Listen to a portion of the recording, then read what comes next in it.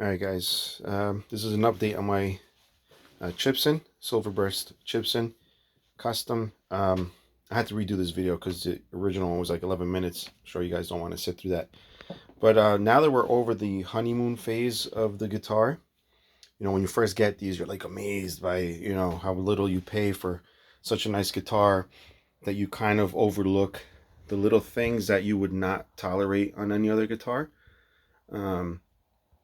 Like, sharp frets, buzzing, squealing pickups and things like that. But what I did was take the husk of this, which was already a decent guitar, but nothing I really wanted to gig with, honestly. Maybe like just stay at home and play, but I needed something I could gig with. We're going to tour. I don't want to take my good guitars on tour since they're going to be on an airplane a few times during that, and they don't get handled very well. Anyway, let's cut to the chase so I don't make another 11-minute video. So I got rid of the Gibson logo because I'm obviously gigging with it, and I don't want to have a Gibson logo on a guitar that many are going to know is not real. And put my name on there, covered the Les Paul. I really love Gibson headstocks, right? I know this is not exact for those purists out there, but I don't want to get a Epiphone headstock or none of those other cheap looking headstocks. So it's the next best thing. I'm not trying to fool anybody with it. Just think it's a pretty beautiful looking guitar. Anyway, so what I've done is all Geiger hardware. I swapped even the knobs. I put CTS pots in there. I did all the shielding. I put vintage wiring in there. I did the whole thing. Might as well, right? Put Seymour Duncan's, the JB, and the 59. Put a switchcraft switch. I filed down the edge of the frets because they were a little bit sharp on both sides. And I used one of those fret dressing files to clean it up, and then I used those erasers. After the erasers, I used actual polish, polished it by hand. They came out pretty good. There's like, oops, they're loose because I'm going to travel with them, so I loosened up the strings. It's like barely any friction there, so it came out really good. I did clean and oil up the fretboard, which was giving off some black ink, which that's just while they color it in the factory, it ends up coming off, and it still stays pretty dark. I mean, you could tell it's not full-blown ebony because it's not ebony, but still retains a darker color, but you can see a little brown there. And I did the Geiger tuning pegs.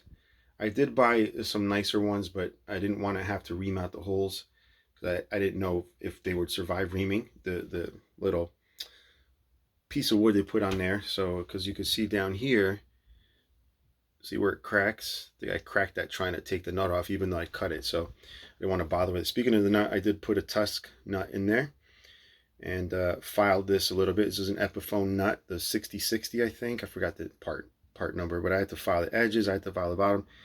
It took a little while because I don't have actual way to really file that down. But anyway, since the honeymoon's over, I just want to say that there is work that needs to be done if you want to gig this guitar, if you want to just play in the bedroom.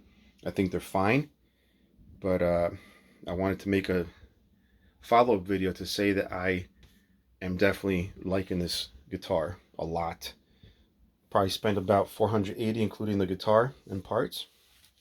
I did so much work on it, and it plays so nice that even though I got it just in case something happens during the touring, I'd actually be upset if something happened to this. So I probably shouldn't have put so much work into it. I love it. I mean, I really only got it to go on tour, and I've been using it at practice. I just love the way it feels. But I can tell a difference, obviously. I mean, let's be real.